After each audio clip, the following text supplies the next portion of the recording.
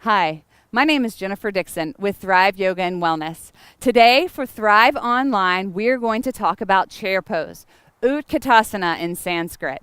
This is a really common pose that you'll find in most flow-based classes, whether it's an Ashtanga class or a Vinyasa class, even in Hatha classes, you'll find chair pose, Utkatasana, in almost every flow. It's part of the opening warm-up series of Ashtanga. It's Utkatasana. It's Sun B, the first pose of Sun B.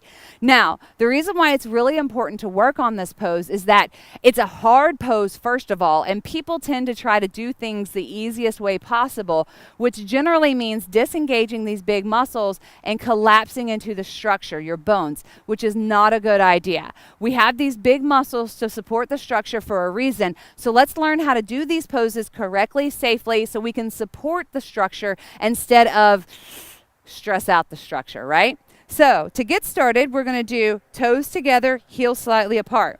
I'll break down another form where your feet are about hips width distance apart. I'm going to teach you this way first. It's the traditional Ashtanga way of doing chair pose. You start out in Samastitihi or mountain pose, toes together, heels apart, belly in, tailbone down, knees are soft, hands soft beside you.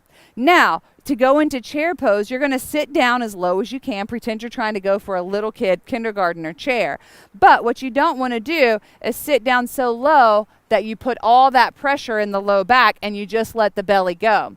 So you only sit so low as you can keep the tailbone going down and keep the belly button to spine. So for me, it's about right here. I can keep the tailbone down and the belly in.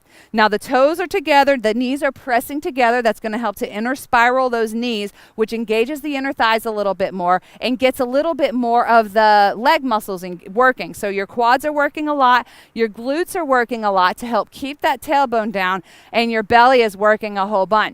Your hands can stay here at heart center, or they can reach up for the sky, rotating those pinkies towards each other to help encourage the shoulders down and away from the body. Remember, the chest is proud, but you don't want to jut those ribs out because that makes the booty go out. So try to keep those ribs close into the body, tailbone down. If you can bring your hands together overhead. Your gaze can be up towards the fingertips, but if that hurts the neck, go ahead and keep your chin tucked and just look up the top of the eyes, like where your third eye center. Let me let you see it from the front. Toes together, heels apart, soft knees, bellies in, tailbones down, mountain pose. Coming into chair pose, you bend those knees a whole bunch, squeeze the knees together a whole bunch, draw the belly in, tailbone down, chest is proud without suiting those rib cages out.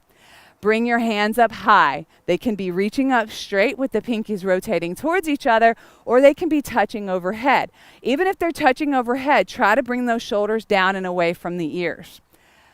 I'm not a big fan of the chair poses where people lean forward, and I'll show you why. So when you're in a class and the folks are leaning forward in their chair, usually their feet are a little bit wider, and this is what you see. Booties out, tailbones out, bellies disengaged, and hands reaching here. This puts a whole bunch of pressure in that sacrum and the low back, L3 through 5. That is not ever a good idea, especially I have an injury there, I have a herniated disc, so I do not like that version because you're disengaging the muscles that are in charge of supporting your structure. So if you want to practice this pose with your feet hips width distance apart, it's totally okay. But think about, and if you have a block, put that block in between your knees. Squeeze the mess out of that block. That's going to force that tailbone to stay down, force that belly button to stay in, and then as you engage the muscles a little bit more, you're going to feel those little muscles on the back of your spine, that's your multifidus muscle, work a little bit more to help hold you up, and your hands can reach up high. The other benefit of your hands reaching up high is that it's really working on mobility here along the lats and in the shoulder girdle in general. You can bring your hands together up high here, or you can leave them apart. I love you of rotating your pinkies towards each other, and I'll show you why. So check out my shoulders when I'm in chair pose and my hands are just willy-nilly. But when I rotate those pinkies towards each other, did you see how my shoulders went down and away from the ears?